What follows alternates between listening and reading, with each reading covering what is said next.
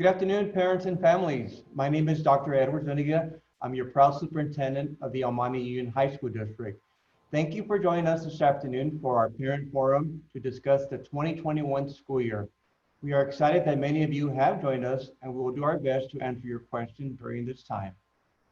And although we've been challenged with COVID-19 and our students continue to learn from home as part of our distance learning program, we are committed to providing every child with a quality education.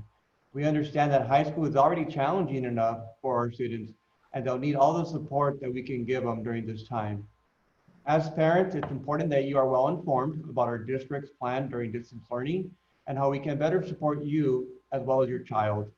And this afternoon, we do have a great team of school district leaders who are joining us this afternoon, and they will be providing you the presentation. And I also want to thank them for bringing this forum to you at this time. Just know that we are here for you. Together, we need to continue supporting our students. We feel that this forum will benefit you with lots of information. I know it could be overwhelming for many of you as distance learning is new to all of us. So not only do we ask for your teamwork, but also continue to communicate with us, contact us at any time that you need support or have a question, okay?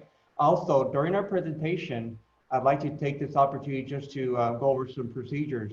If you do have a question during the presentation, there's gonna be a small button on your screen that you may be able to see now that says Q&A.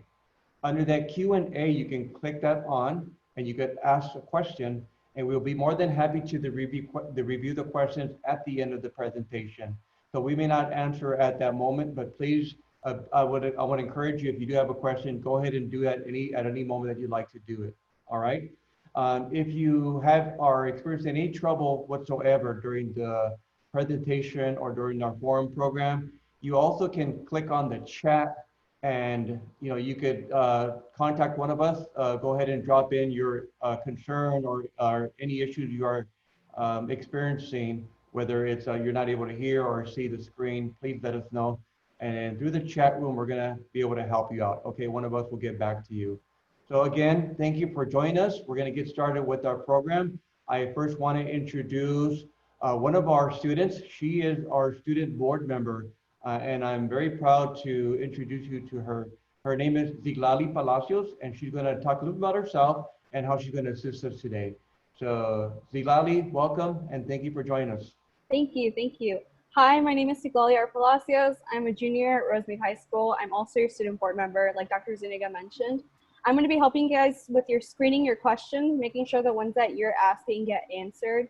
And obviously, like Dr. Zuniga said, if you have any concerns, you can message me in the chat. I'll be leaving that open so that if anything comes up, I'm monitoring that. I know a lot of our panelists are going to be focused more on the presenting part. So if for some reason you can't access any of the other panelists, feel free to message me. I'm going to have that open all throughout the presentation. And now I'm going to pass it on to the Assistant Superintendent of Educational Services, Mr. Cecil. Go to the next slide. All right, good evening, everybody. I'll have the next few slides here. First of all, distance learning, we have to actually define it here. It's such which the pupil instructor are in different locations, and pupils under general supervision of certificated employees of the local education agency. Throughout this presentation, we'll be describing what that actually looks like. Okay, go ahead and go to the next slide, please.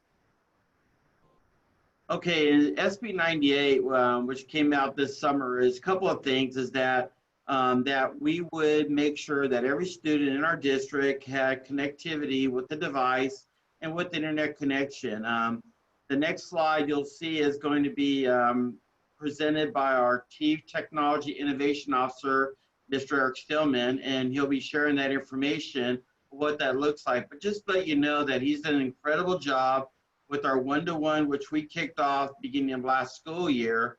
And actually, we now have 3,800 Mifi devices for those students who do not have connectivity at home. So that's the first area that SB 98 really spells out, that we make sure that every student has a connectivity and a device at home. Daily live instructions, another area of SB 98 talks about.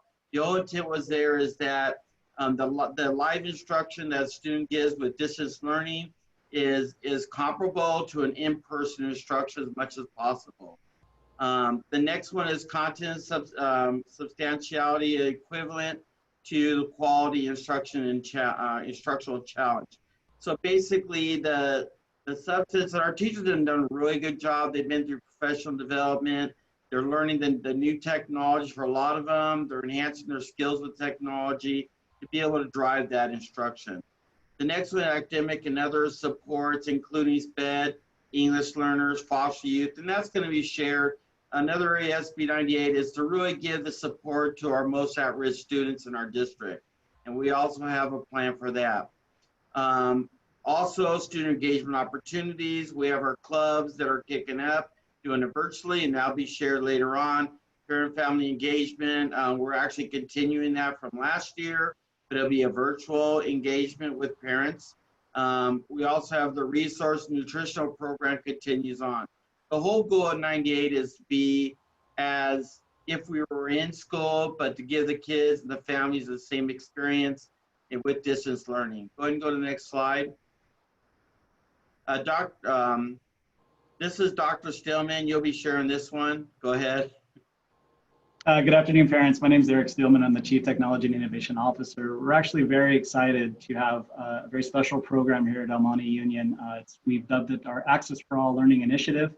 It's basically a program that provides every single one of our students with the access that they need to access the curriculums. Something that we're very proud of here is that we've eliminated the digital divide that is occurring throughout the nation and throughout the globe during the pandemic. So this year specifically, we extended our Access for All program to all school sites. So now we can truly say that every single student has the ability to access the curriculum on a daily basis.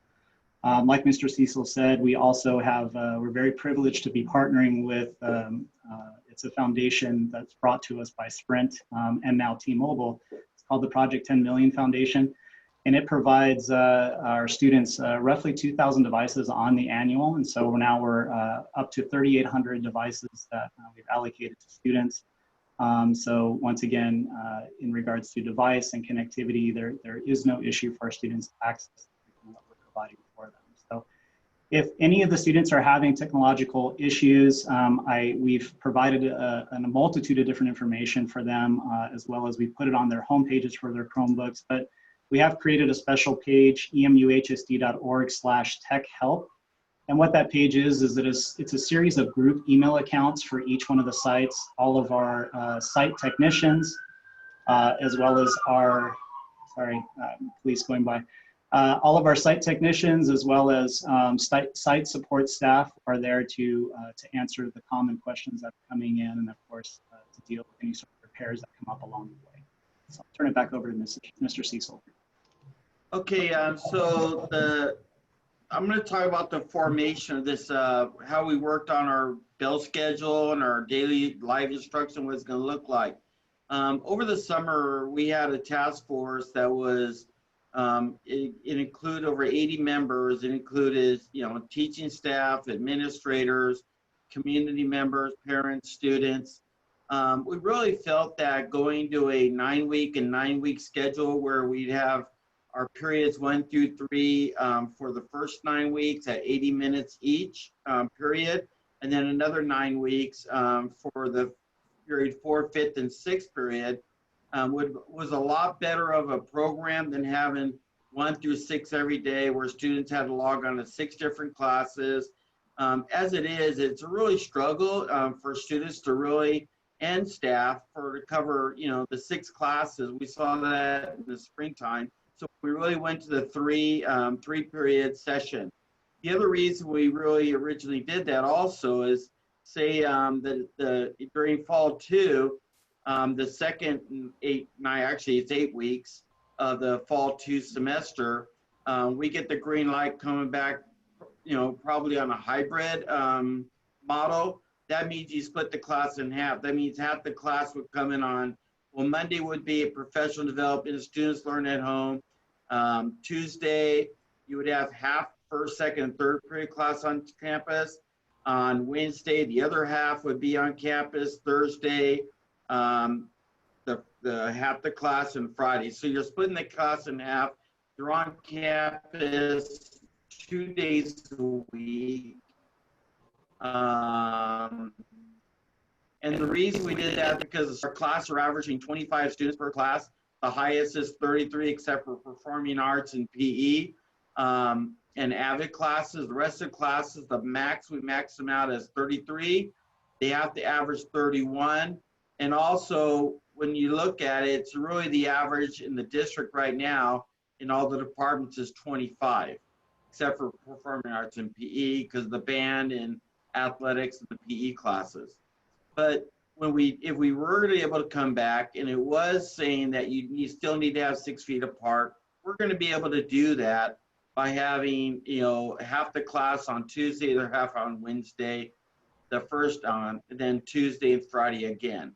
So that's what we were looking at when we did this, and we only want to do 3 classes because we got to make sure that we have to disinfect the rooms between the periods. Because the number one concern we have is the safety of our students and our staff. And that's what we're thinking about with the 3-period days. Okay, go ahead and go to the next slide. Oh, I'm sorry, stay there. So I didn't explain. So the day starts off with the collaboration professional development, and that's for 75 minutes. There are a lot of challenges with doing distance learning, virtual learning. Our teachers have an opportunity to get more skills in presenting their materials, and also the collaboration so they could best serve the students. So then you'd have 9 o'clock to 10:20, you have 80 minutes, and then you'd have a 10-minute break, and then 10:30, 11:50, another 80 minutes. So you see there's 3 80-minute classes. SB 98 spells out that there is a minimum, there has to be 240 minutes of instruction every day. And that's what we have there by 80 minutes, 80 minutes, 80 minutes. The other thing is that there is live instruction. We call it synchronous and asynchronous when students are doing their own work within that class. But they are supervised by the teacher, and the classes start at 9, 10:30, and 12:30. And then the teachers have a conference end of the day.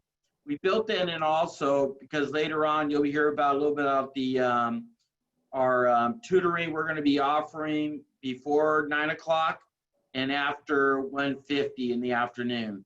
Ms. Echevarria will be talking about that. Go to the next slide.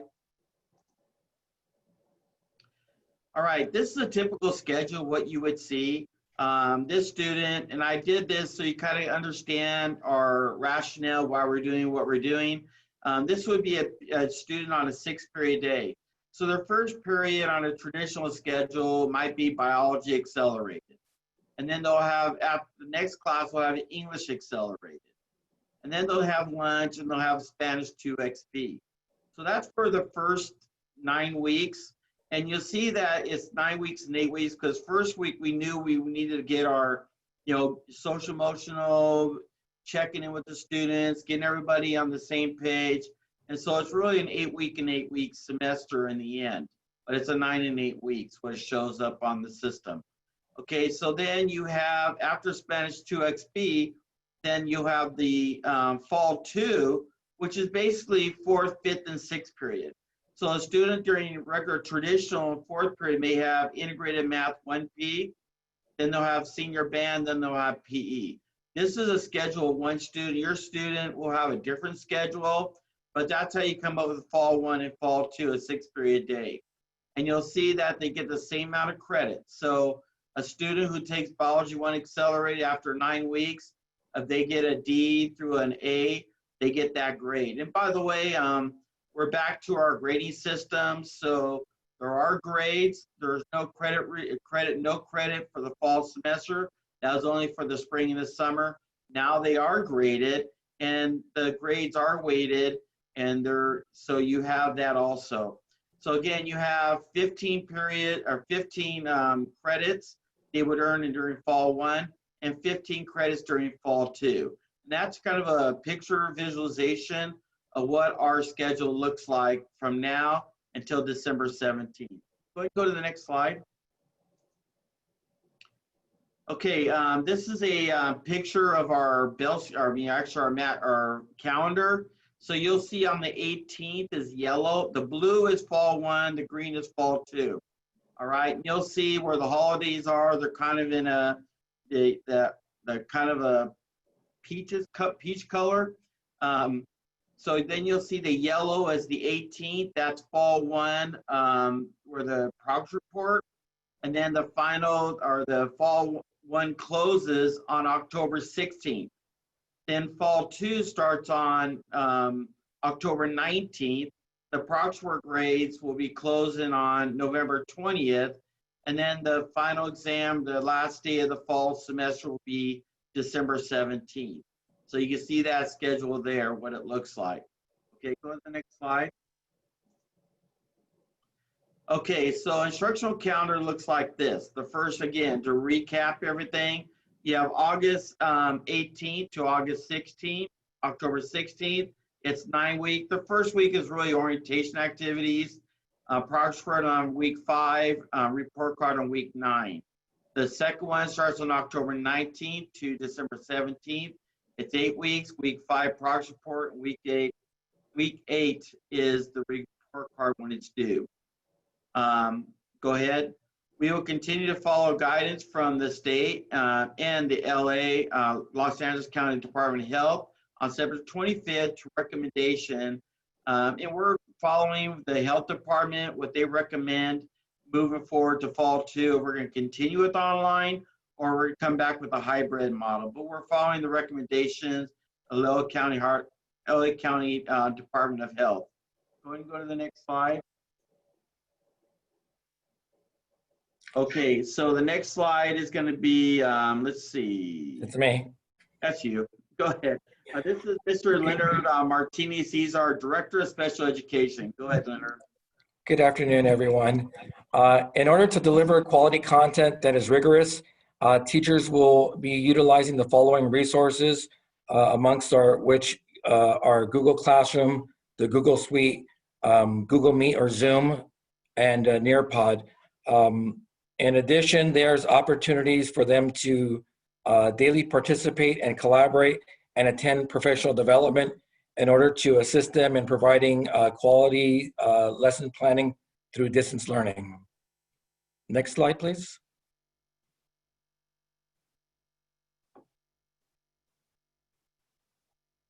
Our special populations will also continue to receive services.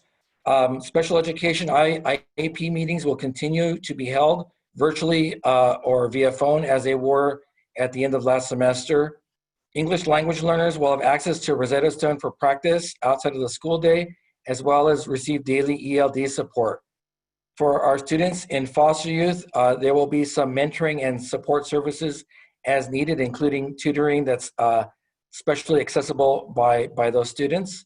And as far as our homeless population, a liaison will communicate with families in order to provide resources as needed. What resources are available when students are struggling? There will be tutoring available as well as supplemental materials and online resources. Check with your school website for a flyer for more information. Next slide, please. And I want to introduce Ms. Echeverria. Thank you. Good afternoon, everyone. I will cover student engagement opportunities.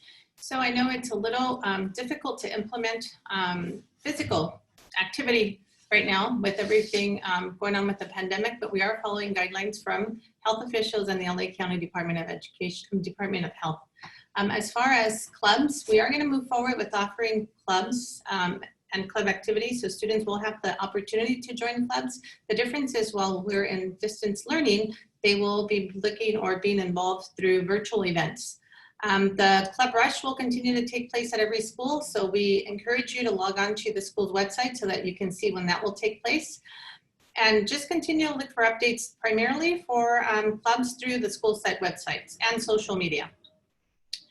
As far as sports, again, we have to follow not just Department of Health, but also CIF guidelines. So as of right now, and notice this is subject to change. As of right now, they have allowed, or the temporary schedule allows for beginning practice for cross-country football and volleyball on September 8th, competitive cheer, marching band, and auxiliary and dance, September 14th, Basketball, soccer, and tennis, October 19th, and softball, baseball, wrestling, and track and field on November 2nd. Remember, this is subject to change. So who will be providing updates on sports? You'll be receiving many different updates, primarily through email, newsletters, and social media, but you can also, again, look at your school's website for up-to-date information. So we also encourage you as parents to be engaged in different opportunities that the schools offer, including the district. So we encourage you to become members of different committees on campus that include School Site Council. I know that they're all hosting nominations right now to become a member of School Site Council. So I encourage you to contact the school. So if you're interested in being a part of that. Also the English Learner Advisory Committee, they are also seeking nominations right now for membership, and Parent Teacher Association. We encourage you to attend events for now. They are virtual again. Back to school night, your school will be sending you information on when those will be held. And workshops, we will be sending out an email newsletter with information on workshops will be available virtually. And who do I contact to get more information on upcoming opportunities to get involved? You can call the district office and ask for the community liaison at your site. Every school site has a community liaison, so we encourage you to contact them to get more information. And now we have Mr. Alejandro Leon, who will talk about Pupil Services. Good evening, El Monte families. My name is Alejandro Leon, Director of Pupil Services. And I would like to take this moment to point out that the fall distance learning program is very, very different from the spring experience that we all shared. Students are now expected to report to class regularly and consistently from here on out. Students who not participate on time will receive a multitude of phone calls home, depending on the number of classes that they miss. With that said, once a student misses a class, I have to ask that families please call in the school and share why they have not participated or were not able to participate that specific day. This is very similar to the practices that we had pre-COVID-19. So once again, if a student has to miss a class for whatever reason arises, we ask that parents, guardians, please call the attendance office and provide us with that reason so that we can work on an excusal and work on other necessary supports you may need. Lastly, if a student continues to not participate in class during distance learning, that can result in failing a class and not earning graduation credit. So we have to make sure that we're regularly participating and doing our best in completing all the work that is available. Okay, next slide, please. Additionally, we understand that there is a lot going on for a lot of our families in the community. COVID-19 has brought on a multitude of challenges for all of us. We'd like to take this moment to remind you that our district is here to support your family's needs and your students' needs. If there is a need for academic support, if there are any obstacles regarding participation or attendance, if there's a need for tutoring, community resources, not just for the students, but for the family, or overall wellness support, please call your school's counseling office and ask to speak to your student's counselor. They will be able to point you in the right direction to access the services or support that you may need. Okay, now with that said, I'd like to pass the microphone off to our Dr. Edward Zuniga. Oh, sorry, Dr. Zuniga, one slide too early. One other item and reminder for our community. Our district will continue to provide the grab-and-go meals. These meals will be available at our 5 comprehensive high schools from Tuesday through Friday from 10 a.m. to 1 p.m. Again, grab-and-go meals will be available at all 5 comprehensive schools from Tuesday through Friday, 10 to 1 p.m. Students who attend school at Ledesma or the Transition Center will be provided with a more convenient and closer location near to their home. Now, please make sure that as these meals are picked up, you have the information that you need to verify enrollment with the district. This is different from what took place during spring. So once again, please make sure that they have either a student ID, some form of enrollment paper that can help verify the enrollment with our district. Now, Dr. Zuniga.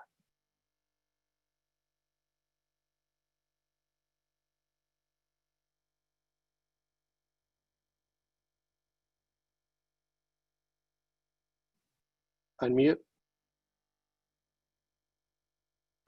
Thank you, Mr. Leon. I believe I'm talking to myself as I'm muted.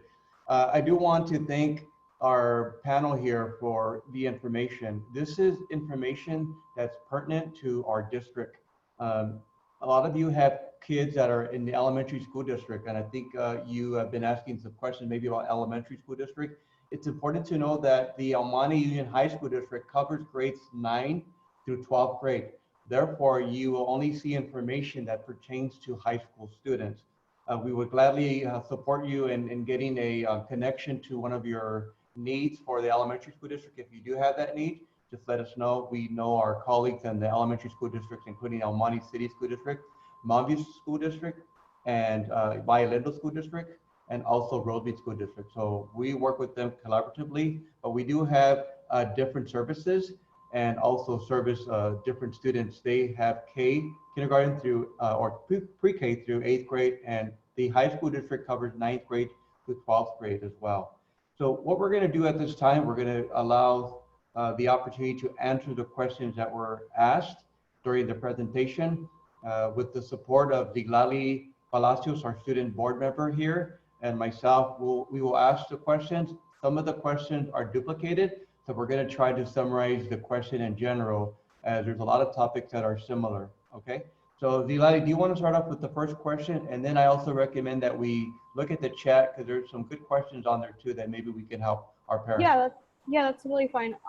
Mr. Cecil, I think we need some clarifying comments, just because I know a lot of things were kind of, just some parents have some questions. So Okay. one of them being regarding the distance learning plan, if there is an expectation to go into hybrid model for fall, or when we will be returning, if you have kind of like a... Yeah, right now we are in distance learning until the, a couple of things. The Board of Trustees is, they have said we're going to be distance learning through the fall 1. I believe it's September 25th, Dr. Zuniga, that we're going to look at what the health department is recommending for fall 2, and then the Board of Trustees will make that decision. You want to add on that, Dr. Zuniga? Absolutely. Yeah, when the board decided on going online learning, we also allowed ourselves some time to evaluate the data that we are receiving regarding COVID cases from the county. The county plays a big role on what schools do, specifically in Los Angeles County. You may have heard stories where some schools are reopening or potentially will be reopening soon. There is a waiver out there in the state of California that has been provided to schools via the county recommendation. I do want to also be clear that this waiver is only for grades K through 6th grade. So that is a waiver that currently you are hearing about. You might be hearing about some elementary schools reopening, possibly in Orange County or Riverside County in the next couple of days. That also does apply to our schools, but not at this time for our elementary schools district. Okay, in LA County, we are still probably a few weeks, or at least from what I understand, from being cleared and allowing the waivers to occur. And that actually is going to be a recommendation from the Department of Public Health. Again, this is only for K-6. For us, we will continue monitoring that data. Please know that the city of El Monte and other surrounding cities that we represent, we have one of the highest rate of COVID-19 cases. So not only do we also, we have to monitor the county cases, we actually should also be aware about our local cases as well.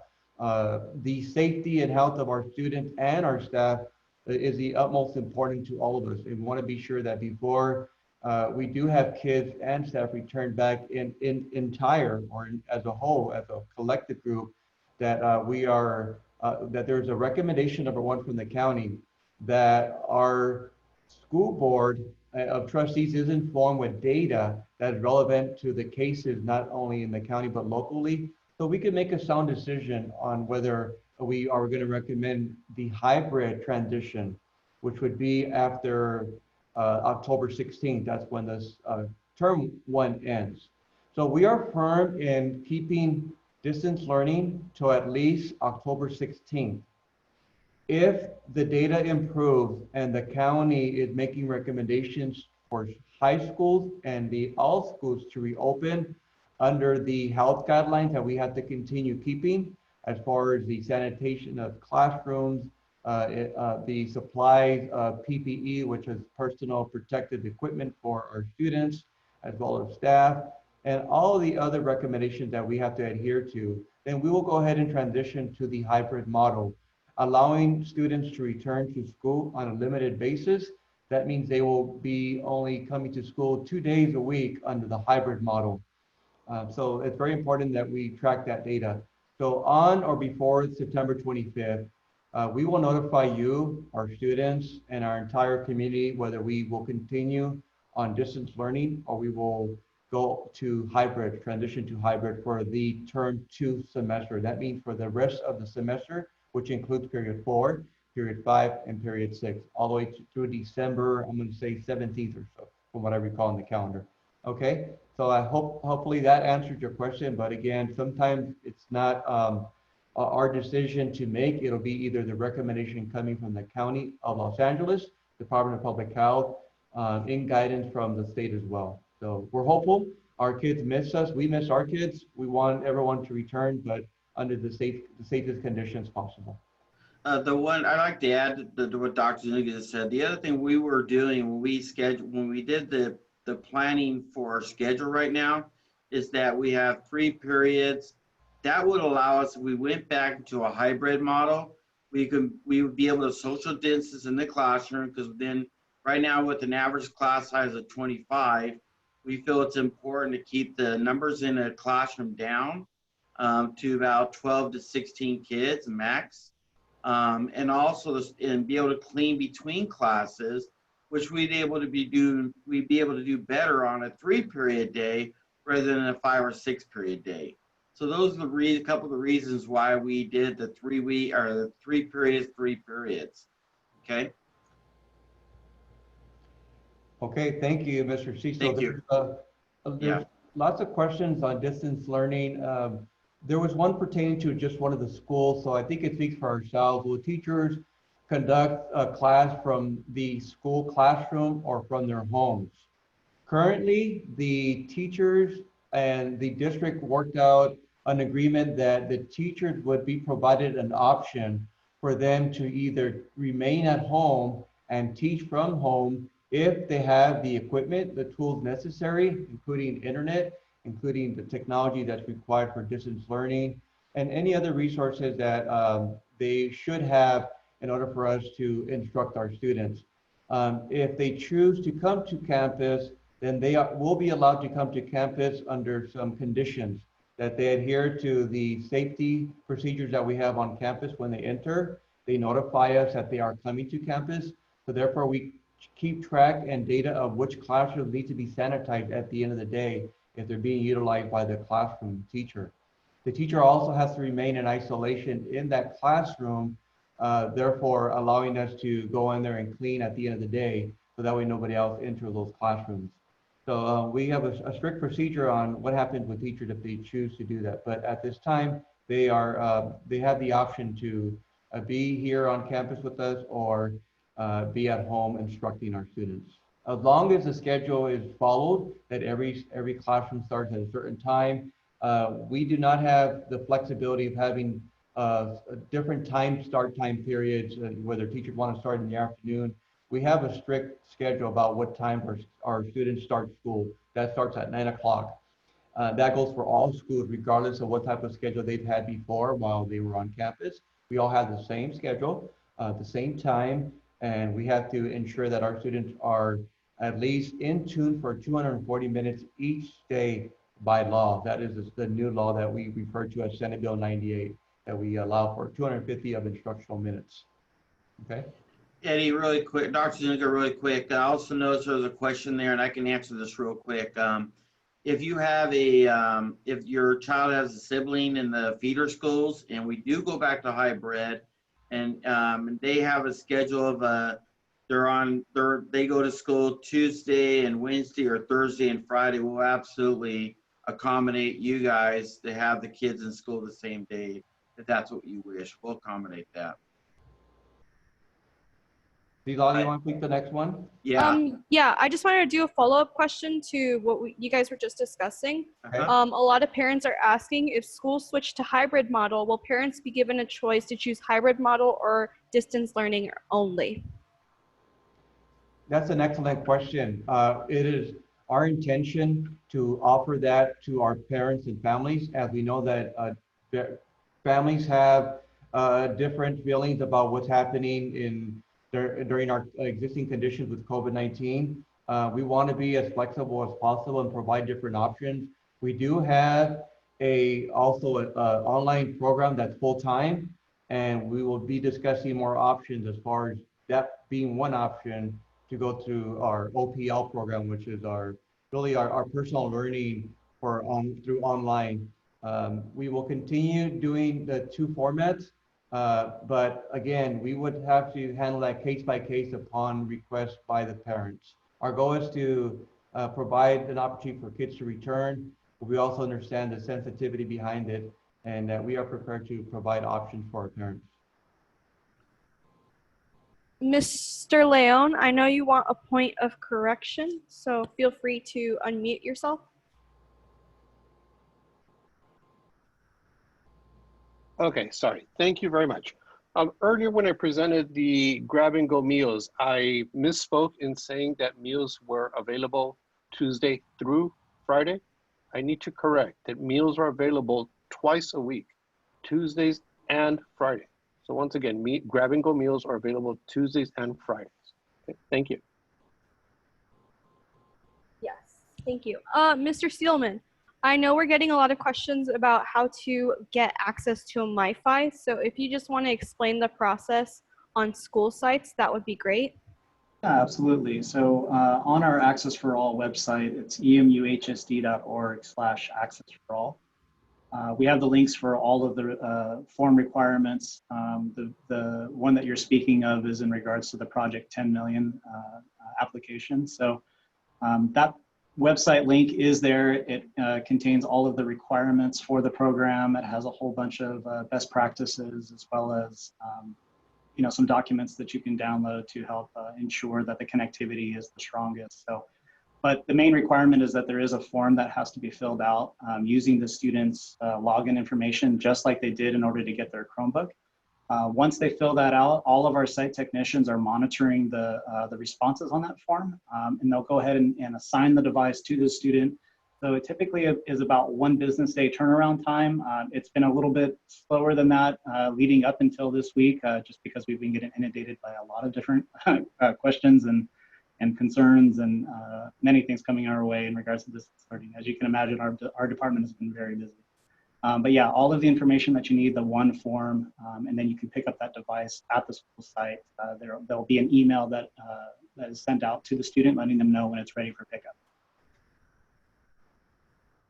There was a question regarding registration and completing registration with the question mark. So my assumption here is that a parent is having difficulty with completing registration online. So Mr. Leon, would you be able to respond to that? If someone is having difficulty with completing registration online, what do they need to do? Absolutely.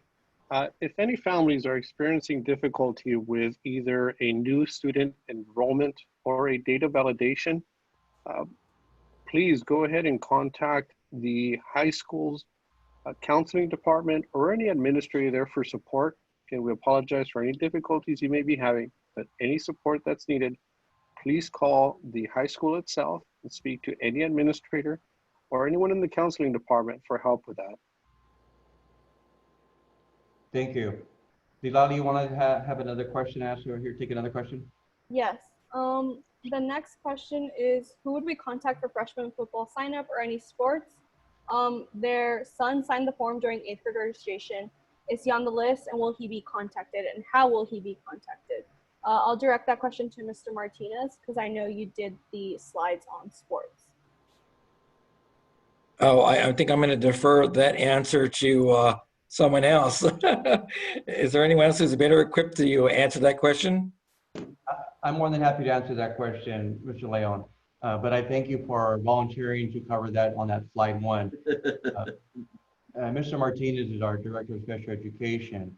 But regarding sports and athletics, many of you know that we rely on California Interscholastic Federation to provide us a schedule.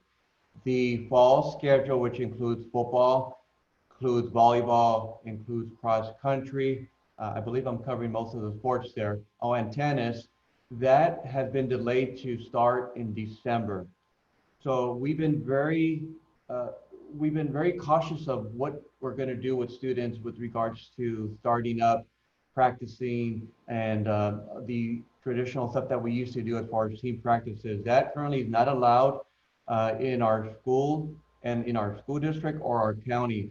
What is allowed is just the beginning of workouts for individual workouts for students. That means that if I join the football team, if my coach is having individual workouts, that means that I'll probably be by myself or in a small group that is doing a workout that my coach is instructing, such as running without any contact or continuing distancing myself from others, putting on personal protective equipment, not sharing any type of equipment like sports equipment, like balls or tossing around.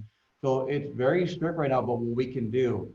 So our goal is to have the kids start in September to begin the first week of September to begin these conditioning workouts. That's what they call them, under the supervision of coaches and also on campus, but ensuring that everything that we have asked them to do, such as maintaining distance and being clear of not sharing, equipment for sports equipment, and all the other stuff like team practices are not allowed at all at this time. So if your kids signed up for a sport, there is a head coach that's assigned to that assignment. Right now, they are on hold until we begin the season on September 8th.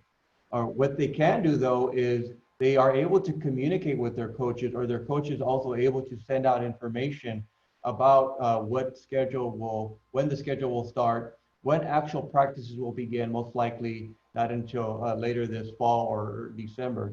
But for now, if they are doing these conditioning and workouts, they should contact the activities office at the school site. They will most likely refer to who the coach is, number one, if they haven't heard from them. But number two, if they still have any questions about how to get cleared for athletics, such as physicals and everything else.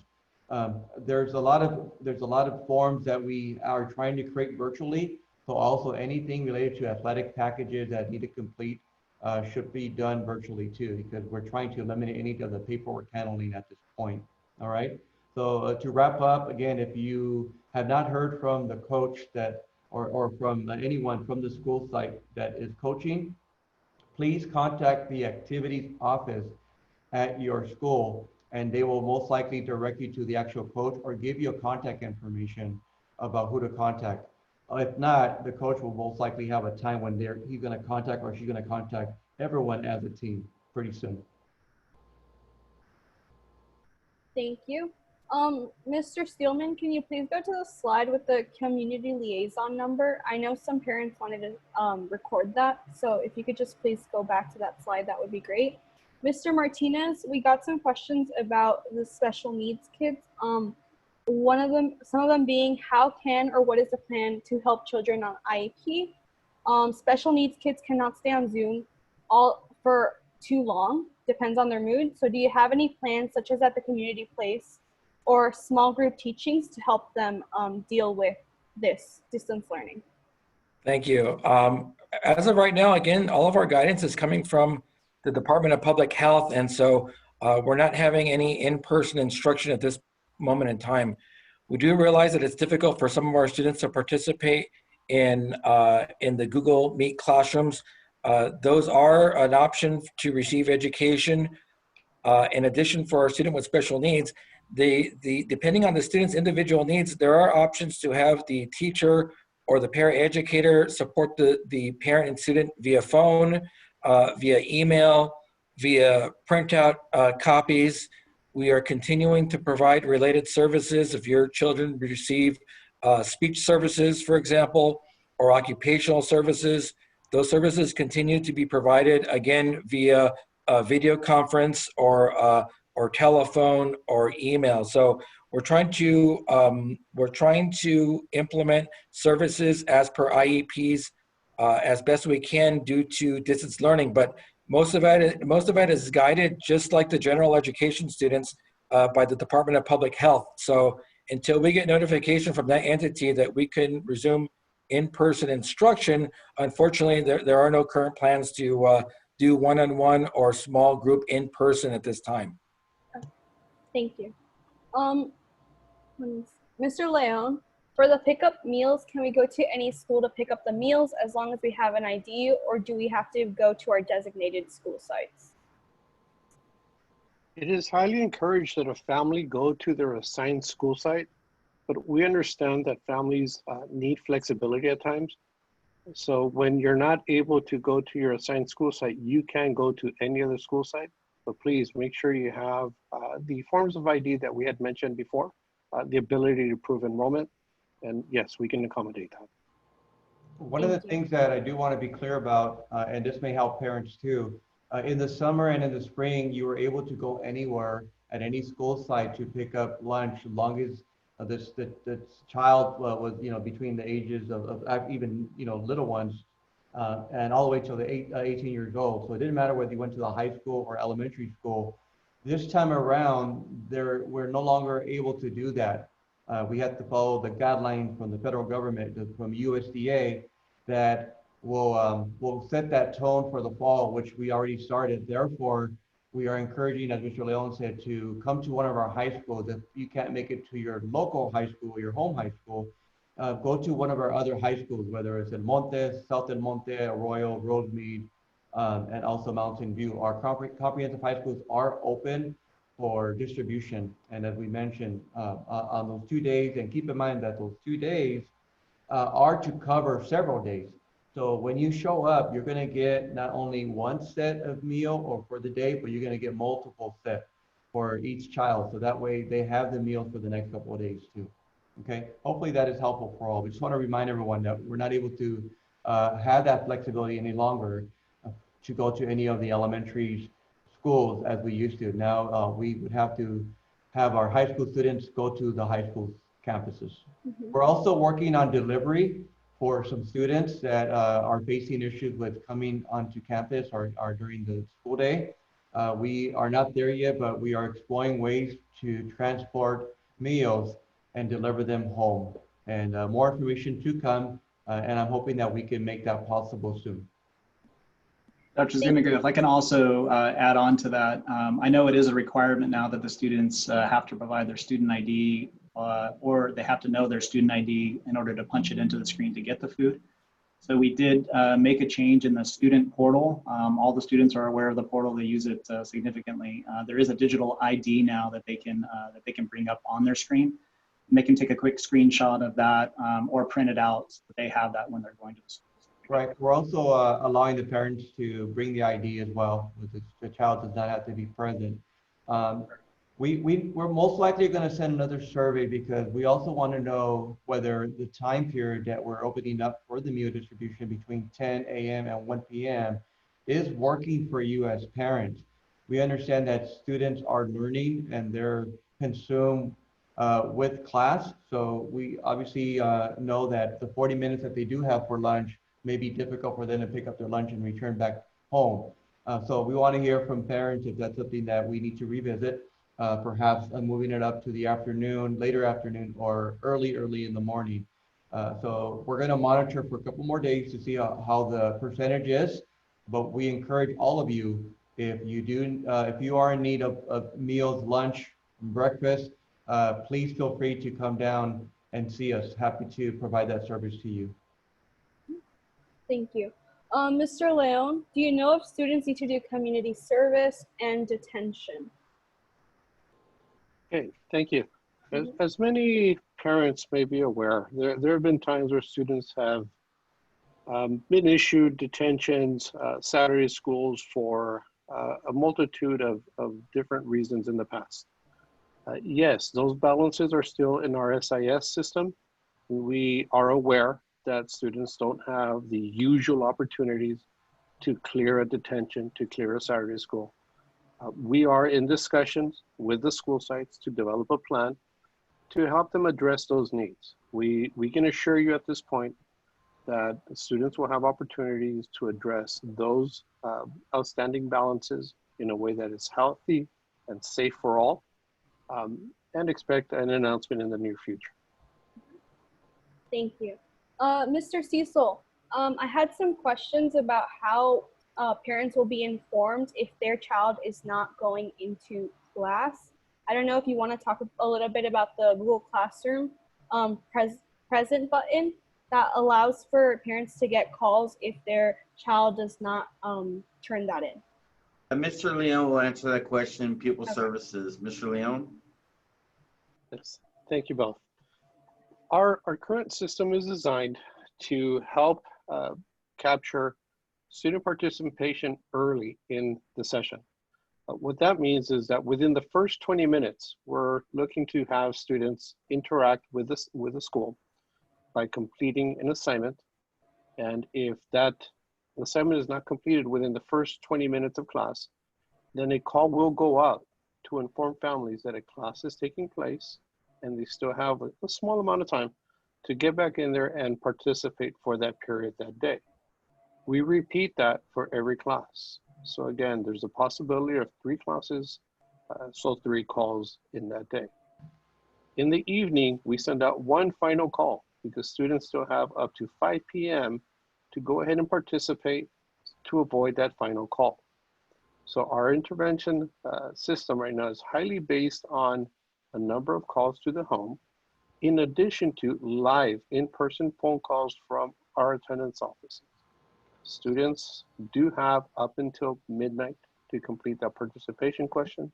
We understand that there are a lot of different circumstances going on at home, and students need that flexibility, families need that flexibility. So at this point, we are tracking that participation, and students will receive a multitude of calls. So Leon, can I provide a little bit more detail on that one as well? I know you said originally that it was an assignment, and then you clarified that it was an actual attendance question. So I just wanted to make sure that the parents know that this is just a question that's being posed within the Google Classroom. This isn't something that can negatively count against the student in regards to academic gradebook in that sense. Correct. Thank you, Mr. Stillman. But Again, I like to also emphasize. Go ahead. I like to also emphasize that it's important that the way the class is, this is with SB 98. We really need the students. If our first period starts at 9, they're logged in at 9 o'clock, ready to go for class for 80 minutes. We really want to have as close to, live instruction as we possibly can do it. So we really want every kid in class on time every period. Thank you. A lot of parents have questions about the sessions before 9 a.m. for teachers. If you want to clarify or give more information on that, that would be great. What's the question? Just some clarifying comments about what teachers are doing before 9 a.m. So professional development. Yeah, we have, there's a couple things going on. We offer, because this is such a different learning style, we want to give the teachers as much opportunity to collaborate with one another, receive the professional development that they need to better teach their classes.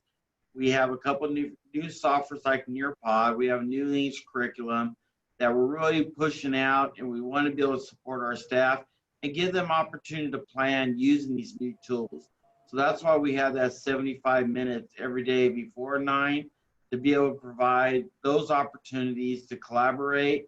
So they have time to collaborate and they have time to receive professional development, the tools that are needed to be successful in the classroom.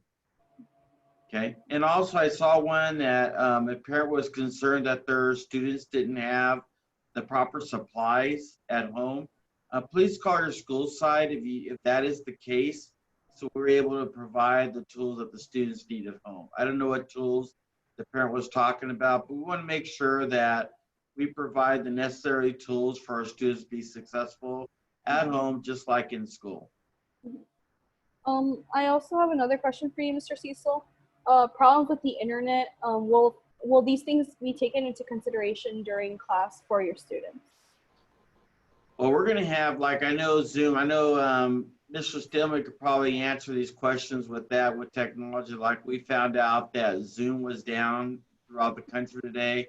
We'll have glitches, but we're trying to really overcome. There's a lot of little small glitches that we've had along the way that we're kind of ironing out, and they're getting better and better every day we go through the school year so far. Mr. Stillman, you'd like to add to that? Sorry, can you repeat the question, Ziglali? Go ahead. It was just more of a general question. If problems with the internet, problems with Wi-Fi will be taken into consideration if a student isn't able to be present during class, and how that may affect their grade. Yeah, absolutely. Going back to what we were just sharing with Mr. Leon in regards to attendance, it isn't something that's going to negatively impact them in regards to grading. That same consideration will go into effect from the internet standpoint. You know, we talk about asynchronous learning, and what that means is the information is being presented both live as well as you know, through the Google Classroom, and so the students are given ample opportunity and a lot of flexible freedom to turn in that work. But most certainly, if there's some sort of global outage that occurs, then, you know, just like everything else, we'll have to absolutely take that in consideration. It's not going to negatively impact the student. And I'll add to that on the teacher side. You know, the teachers are understanding that this is a very difficult time when we do have computer glitches. They are making adjustments in what their requirements are. And I know the teachers have been doing that along the way too.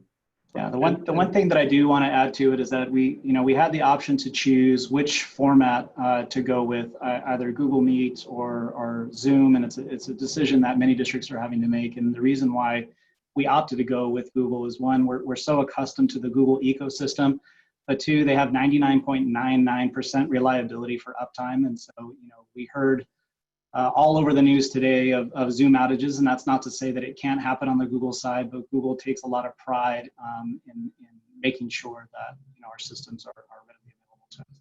Yeah. Mm-hmm. Right, and just briefly to wrap up the topic, as my colleagues shared, it's important that our students participate in class, and we have always been very considerate of factoring in those things that are out of the student's control and factoring those things that are out of the family's control.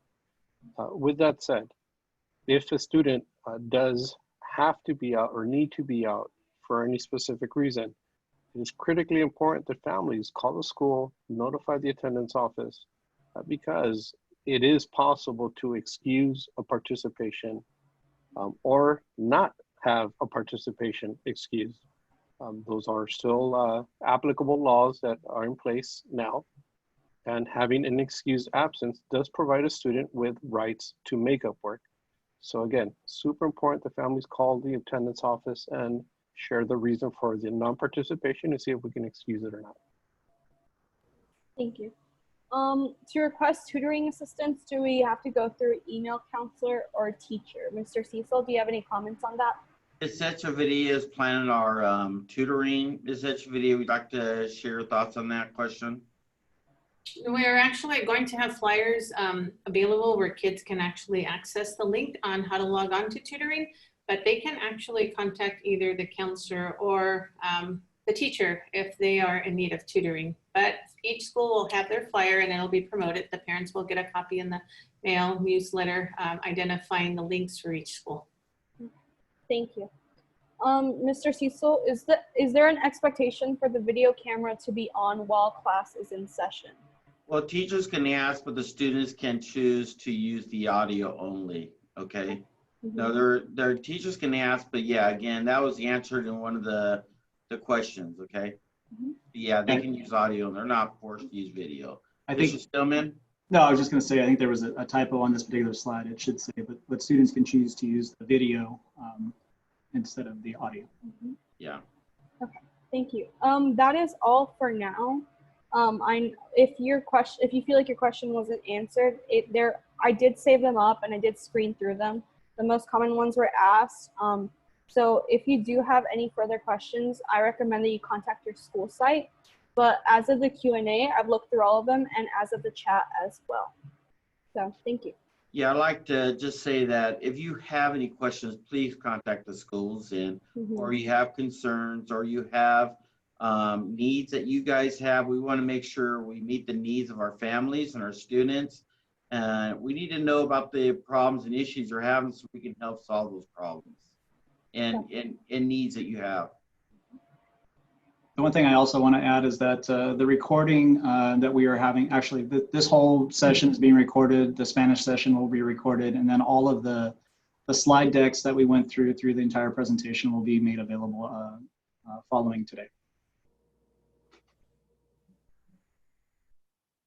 Dr. Zuniga, would you like to close the panel?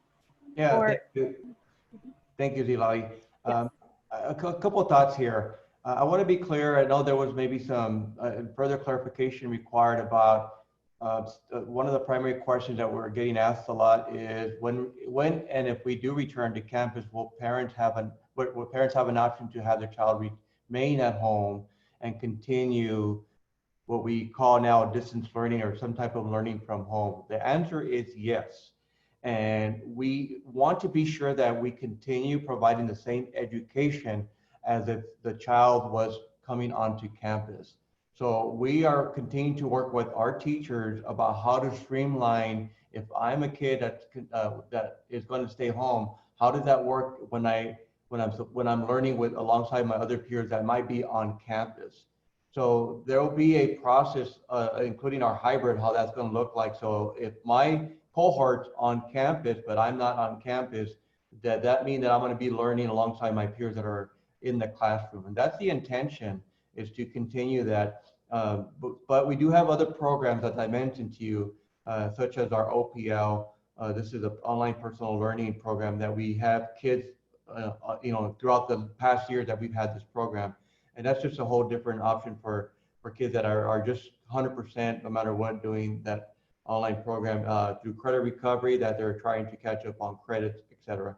But I think the question was more centered around if I don't feel comfortable having my kids return to campus, if we do revert to hybrid, how is that going to look like? What options do I have? I want to assure you that, if you feel that it's not the right time to return, then we will provide you with an option. We'll have more details as we get closer, if and when we have that hybrid model or transition in the later part of the semester. Okay. I also understand that there's some concerns about the term 1 and term 2 semester. Perhaps what happens if my child is taking math in term 1 and then for the rest of the 9 weeks, there's no math being taught.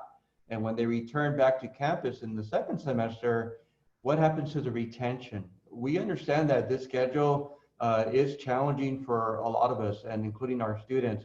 And we will do our best to continue that learning through either tutoring, through other programs that your child can stay tuned in. I know there's a lot of support for AP testing that is happening in the spring, and it's still scheduled. So we want that continuity to continue for those specialized programs such as AP, because we understand the difficult tasks that these children have to prepare for those exams.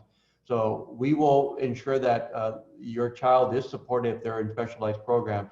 But I also understand that it is challenging for other courses such as math, period. I think that's one of the most challenging subjects for all of us, including our students. And hopefully that will align itself to our plan to continue support regardless of what course you're taking throughout the school year. Okay. Another thing that we're working on, and because we're not allowed to do that at this time, we're trying to put some pods on campus, meaning that these would be like learning pods during the school day for any family that does not have a place for their child to be at home under supervision. So at this time, because we don't have a child care program accredited through a different organization that works from our campuses, we have not provided that as high school students, but we're trying to get the green light to have students come onto campus in the safest manner to have a learning lab on campus while their parents are working from home. So more information to come. Obviously, that would require some protocols set by the Department of Public Health about having a limit of children under supervision in each of the facilities that we're able to provide. So we're exploring ways to support families in that instance where there's no supervision at home at this time. Okay, even for high school students, because regardless of what we say, they are still children, and for the most part need to be supervised ongoing and supported. All right. I do want to thank you for joining us. It's been a pleasure serving you, providing you this information. We know that there's a lot of questions still. I personally want to offer my email, and you can contact me at any time. If you are not getting the support from the schools or not able to locate someone to help you, please contact me personally. My email address is very simple. My first name is Edward, and you can just put a dot there, and then my last name is Zuniga, Z-U-N-I-G-A. And just like everybody else's email in the district, it's EMUHSD.org. Very simple, edward.zuniga@EMUHSD.org. Feel free to also call or whatever I can do to support you. My colleagues also are available here at the district. Our number one priority is to support schools and students, teachers, and principals, and here at the district office. So hopefully this forum did help you with a better understanding about where we're at, where we're heading. We continue to learn alongside all of our colleagues because this is all new to us. But just be mindful that it might take some time to get that response back to you or get information you need. If we don't have the answer, we will go out and find it. Okay. And please, again, reach out to us whenever there's a need, and whether it's your school site or here at the district office. Okay. Have a great afternoon. Thank you again for joining us. It's been a pleasure being here with you this afternoon. Thank you.